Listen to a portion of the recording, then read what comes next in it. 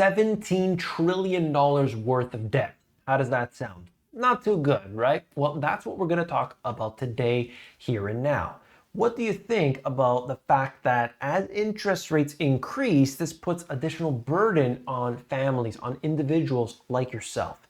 Let me know. This is so important that we discuss this. My name is David Quintieri, and I am here to take all that boring stuff and bring it to you in an easily digestible format. I've been doing this for well over a decade, giving you the information you need to know and ignoring that which you don't. So in this video, we're going to look at the $17 trillion of debt that has been put onto the backs of the individual consumer, and what this actually means and what could happen.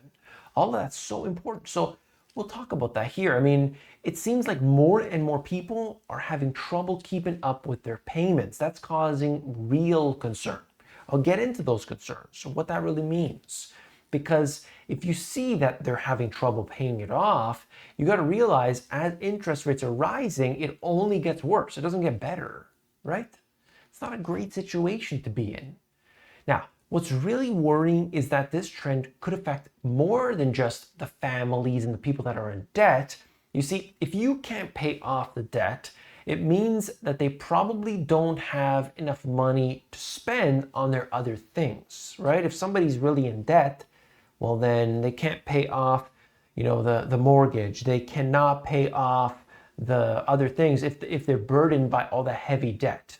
So what does that mean, right? This lack of spending would then slow down the whole economy, and then everybody starts to feel it. Even the big financial institutions and lenders aren't immune from this. They're the ones who lent out a big chunk of that $17 trillion. If people can't pay back their loans, well, then institutions could be at risk of losing money, which shakes their stability. And you might not be shedding a tear for them, but realize that they employ a lot of people. So if they start feeling it, they lay people off, then those people don't have the jobs, and it's a cycle, right? Not so good. In light of this, it's really important that those in charge, the policymakers, the regulators, that they're looking at this stuff and they're actually doing something that would benefit people instead of only making it worse and taking care of themselves and doing the insider trading and all that. They might need to step in with some measures to help out the struggling households, manage the risks to the financial system, stop the economic conditions from getting worse. What does that mean? What is the option that they have? Well, ultimately what they'll probably do at some point is that they'll reduce interest rates and that they'll throw that stimulus money around.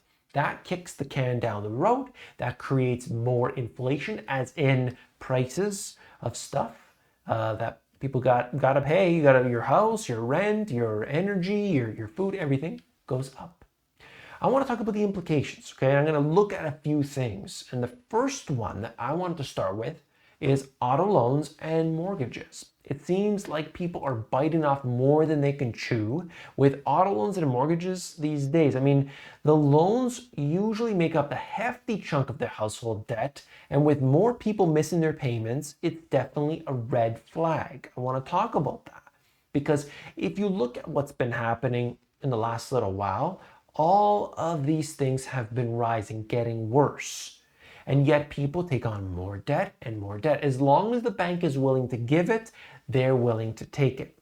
Not a good sign. You stretch that out and it looks good on paper. You know how many people I know that they look great on paper? They got a nice home, they've got the BMW, they've got all these things, they're going out to dinners, all that. But they don't have the money that you think they do. It's just an appearance. Do you know anybody like that? Really? I want to know. Interest rates. We got to talk about interest rates. When they're low, people might feel like it's a good time to borrow. But too much borrowing can lead to a mountain of debt. And on the flip side, high interest rates mean that people have to shell out more to pay back what they owe, which can lead to more missed payments. And that's starting to be the case right now, okay? Delinquencies.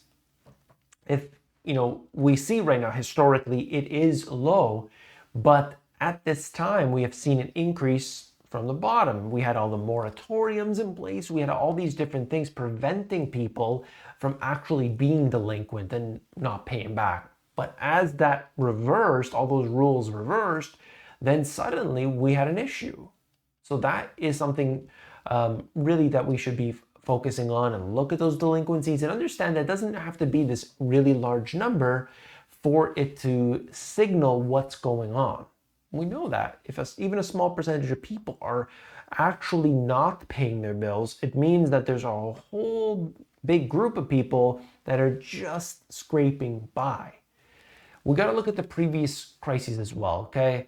When we see this happening time and time again, you got 2008, we start to ask the question, like, what are the similarities? What are the differences? And in some cases, we do see a lot of that. And for some people, I think that they don't quite grasp what's happening here. This bank crisis is still happening today.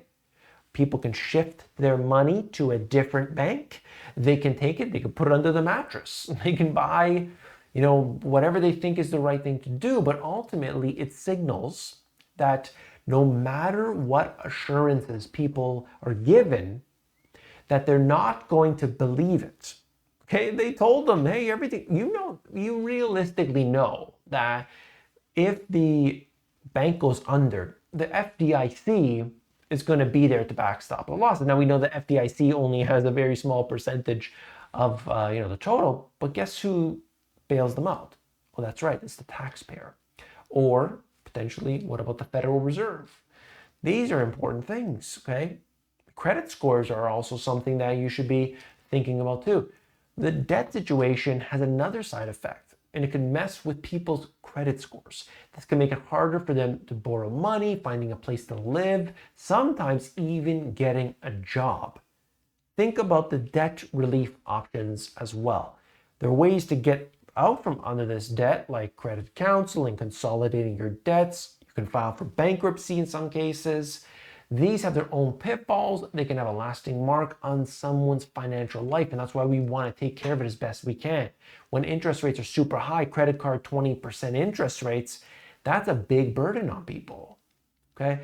And these are all things that I've covered before in the past, but I think it's important that we address this as the debt for individuals is at $17 trillion. Yeah, mortgages can come down, people can pay that down, but the things that are going up are all that bad debt, that 20% interest rate type debt, buy now, pay later, all of these different things that really have been really entrenched in the system today and become almost normal. Not a good sign, but you, the individual, have to do what you can to get out of that bad debt so that you don't end up as part of these statistics, okay? There's a difference. If you buy a home for yourself and your family and you borrow, you put 20% down, you borrow the remainder, you can make those payments, you've got a fixed rate mortgage for a long period of time, you can do that, that's a different story. But it's that bad debt that crushes people. We watch the delinquencies, we look at how this affects people in their daily lives, and of course, we got to do what we can. Did you find this video informative? If you did, hit that thumbs up button, and I'll see you tomorrow. Take care.